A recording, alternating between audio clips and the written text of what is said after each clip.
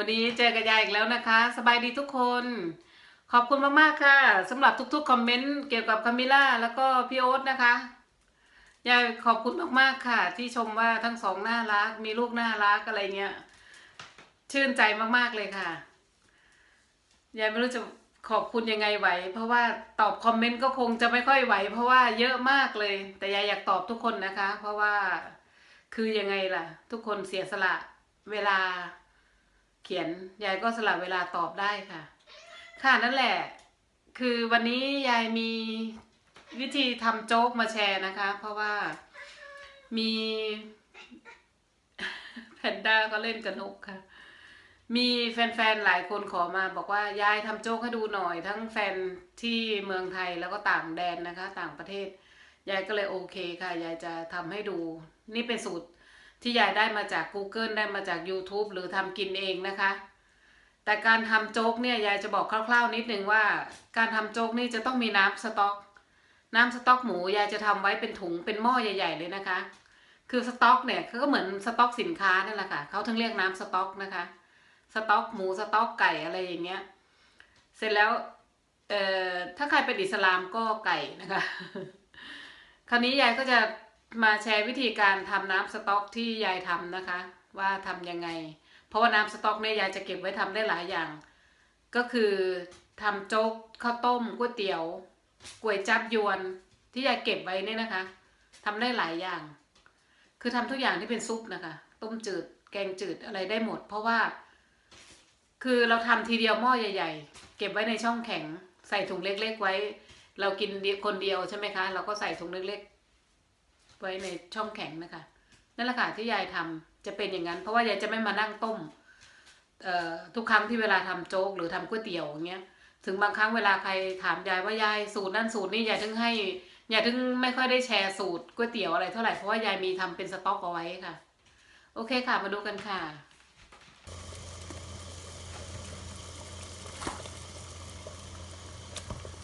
นี่เป็นการล้างกระดูกเฉยๆนะคะไม่ใช่เป็นการต้มน้ำซุป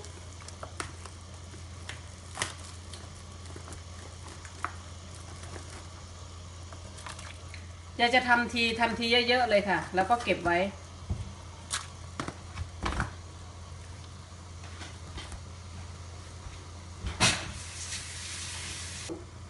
พอน้ำเดือดนะคะยายก็จะเทน้ำก็ออกค่ะ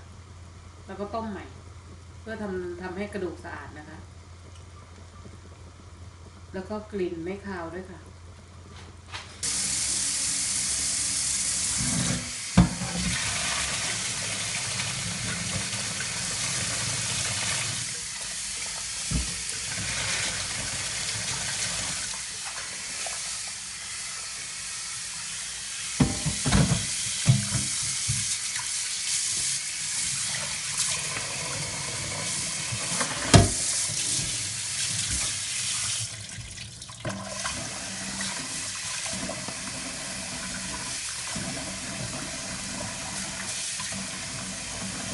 ใครจะล้างก็ได้ไม่ล้างก็ได้นะคะไม่ได้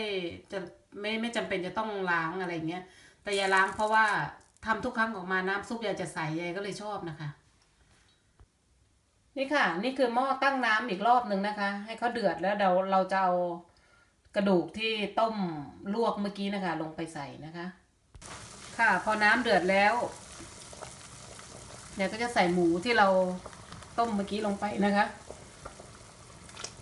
ต้องให้เขาเดือดพ่านๆนะคะถ้าไม่เดือดพ่านๆน้ำซุปเราไม่ใส่นะคะ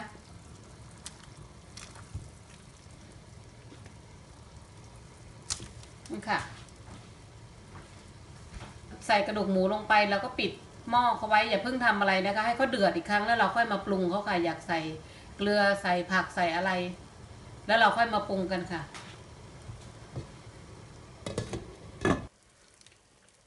นี่ค่ะยายก็จะใช้ตรงช่วงใจกลางเขาเห็นไหมคะตัดออกมาแล้วก็ใส่ลงไปแล้วก็เศษนิดๆหน่อยๆใส่ได้ค่ะน้ำซุปก็จะหวานนะคะพอยายใส่กระหล่ำลงไปแล้วนะคะก็จะมีหอมนี่เป็นรากผักชีค่ะของยายปลูกเองเลยเป็นออกมาลักษณะนี้นะคะจะเป็นต้นมากกว่ารากเห็นไหมคะรากก็จะนิดเดียวแต่ใส่ได้ค่ะดีกว่าไม่มี พอน้ำซุปเดือดเราก็ปิดฝานะคะเคี่ยวเข้าไปค่ะ1 ชั่วโมงค่ะส่วนหม้อนะคะหม้อที่ต้มโจ๊กความสำคัญของหม้อก็คืออยู่ที่ก้นของก้นของหม้อค่ะจะต้องหนา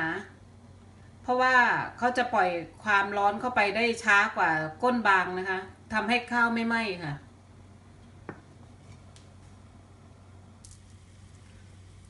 ค่ะยายก็จะตวงนะคะนี่คือข้าวเจ้าหอมมะลิเราธรรมดาค่ะข้าวหอมมะลิ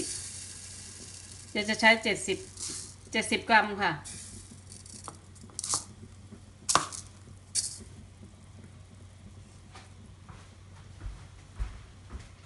ยายก็จะใช้ข้าวเหนียวนะคะ30 กรัม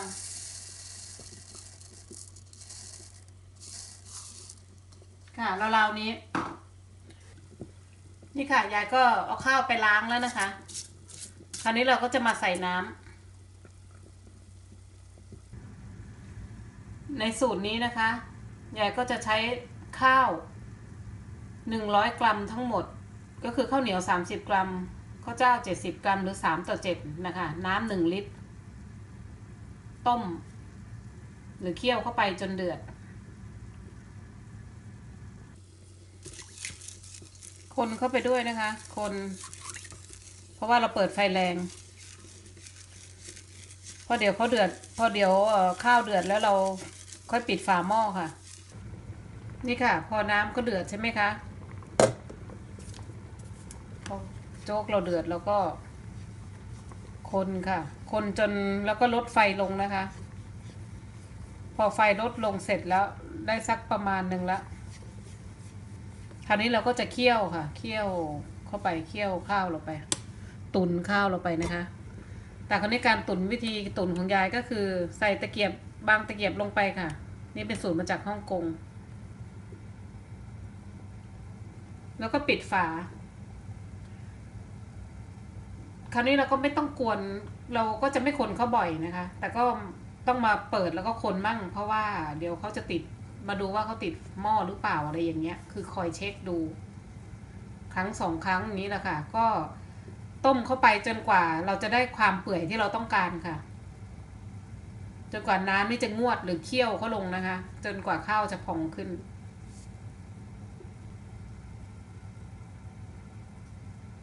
ค่ะนี่ก็เป็นเคล็ดลับอีกแบบนึงนะคะของยายที่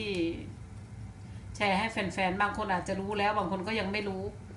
คือเวลาทำโจ๊กของคนฮ่องกงเขาก็จะทำอย่างนี้แหละค่ะหรือของคนจีนยายไปเจอมาใน YouTube นะคะแล้วก็นำมาใช้ได้ผลค่ะก็คือเวลานั้นข้าวเขาจะไม่เดือดขึ้นแต่คือข้าวก็จะเปื่อยเร็วขึ้นนะคะยายว่าดีกว่าจะเปิดฝาหม้อเขาเลยคอยเปิดคอยปิดอย่างเงี้ยเพราะถ้าเราปิดฝาหม้อใช่ไหมคะข้าวเราก็จะเดือดขึ้นอย่างเงี้ยแต่พอเราใช้ตะเกียบวางเงี้ยพอพอนั้นเสร็จเขาก็จะไม่เดือดขึ้นค่ะ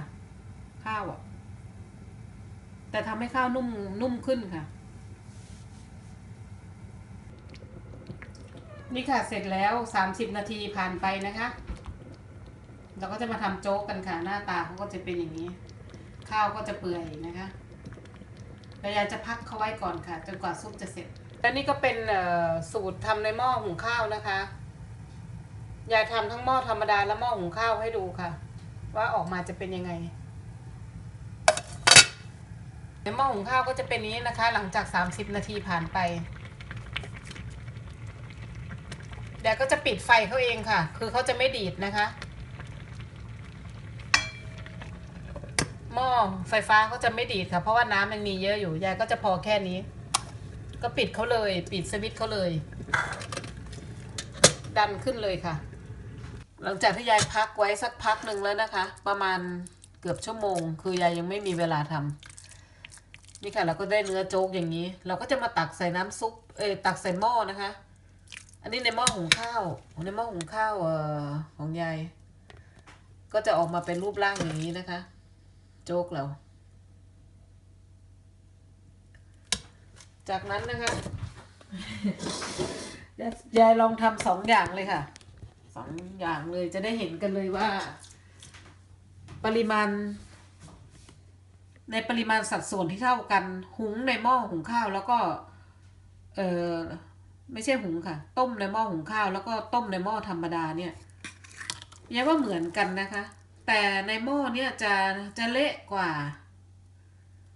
แต่ยายว่าคล้ายๆกันแหละค่ะถ้าใครสะดวกอันไหนก็ทำอันนั้นนะคะอันนี้ยายทำให้ดูทั้งสองแบบเลยปริมาณสัดส่วนเท่ากันเวลาเท่ากันนะคะครึ่งชั่วโมงค่ะถึง30 ถึง 35 นาทีนะคะที่ยายต้มเนี่ยเห็นไหมคะเนื้อโจ๊กเนื้อข้าวก็จะเนียนละเอียดสวยนะคะ